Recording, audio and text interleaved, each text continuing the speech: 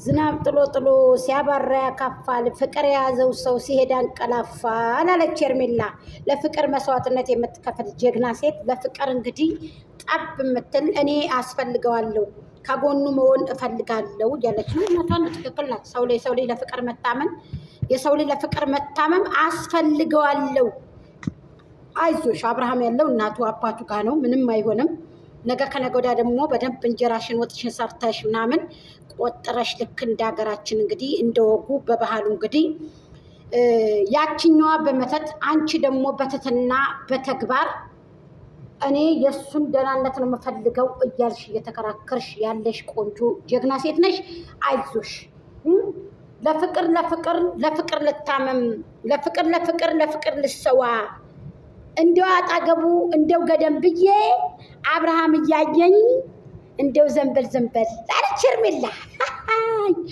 ይገርማል እኮ ጋይስ ይገርማል። ለፍቅር መታመን እኮ ጥሩ እኮ ነው። ወይኔ እኔ ቀናሁ ባንቺ፣ በትትናሽ፣ በውበትሽ፣ በቁንጅናሽ፣ በአነጋገርሽ፣ በአንደበትሽ፣ በለዛነትሽ፣ በፍቅር በመታመምሽ ቀናሁ። እኔም እኮ ብዬ ነበር እርጉማ ጎንብሶ ይለምናል እድሜ። ኧረ ተው ፍቅር አለም ሰጠኸኝ በሽታ ከነዘላለሜ፣ አንተ የኔ ጀርጋ ሰጠኸኝ በሽታ ከነዘላለሜ።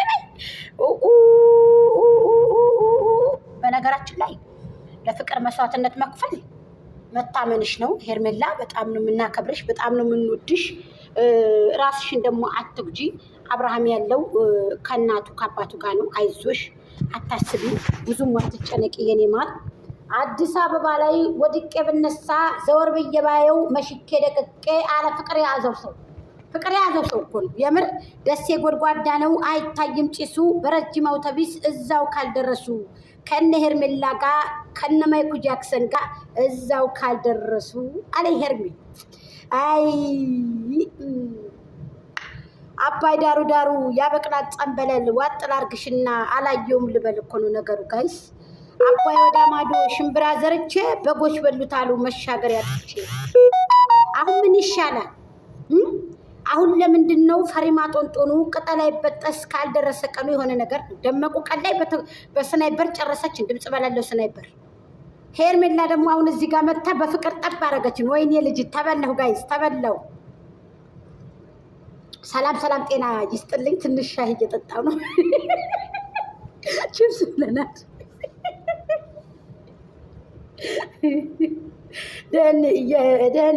ደንዬ የአባይ ጥቁር እንጨት በካሪያ ጠለቀው። ደንዬ ኧረ ማይኩ ጃክሰን ሄርሜላ የፍቅሩ ሰዎቹ ደስ ይላል። በነገራችን ላይ ባይዘው ደስ ይላሉ። የምሬን ነው። ድሮም የነበረ ነው ለፍቅር ጠብ ማለት፣ አሁንም የነበረ ነው። በእናቶች በአባቶችም የነበረ ነው። አዲስም አይደለም። ለፍቅር መታመን፣ መስዋዕትነት መክፈል፣ መሸፈት፣ መሄድ፣ መኮብለል፣ እንዲሁም ከእናት አባት ማኩረፍ፣ ቤተሰብን ማኩረፍ ምናምን ለፍቅር መታመን ነው። መሞት መጎዳት ነው እና በጣም ጥሩ ነው።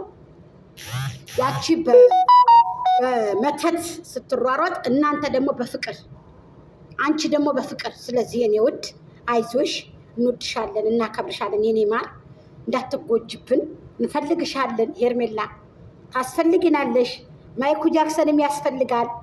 ስለዚህ ዝንጥ ብላችሁ ሽር ብላችሁ እንግዲህ ያው ላይክ፣ ሼር፣ ኮሜንት፣ ሰብስክራይብ እንዳትረሱ እህቶቼ። ብሊስ ባካችሁ ላለውኝ አመሰግናለሁ። ሁላችሁንም ኮፒ ሊንክ ሼር የምታረጉት እህቶቼ ሁላችሁም አዎ እንዳይለየኝ ሀቂቀትን እውነት ለመናገር። ስለዚህ አሁን እኔ አንድ ነገር ልበላችሁ። ሄርሜላ ራስሽን ጠብቂ።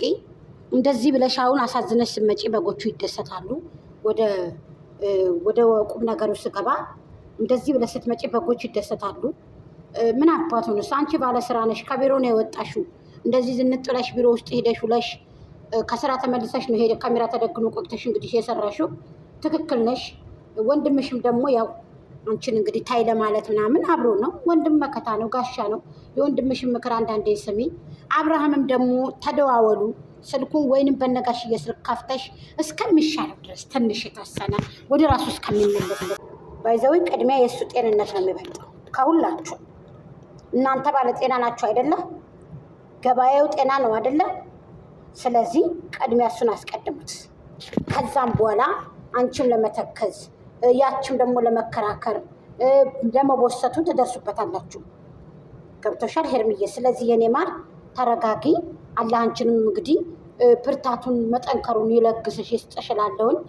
ፍቅር ከባድ ነው አውቃለሁ፣ ይገባኛል። መዘዙ ብትሩ ከባድ ነው እና አይዞሽ የኔ ውድ የኔ ማር በርችልኝ፣ ጠንክሬ ነው የምልሽ የኔ ጠንካራ የኔ ጀግና ሴት።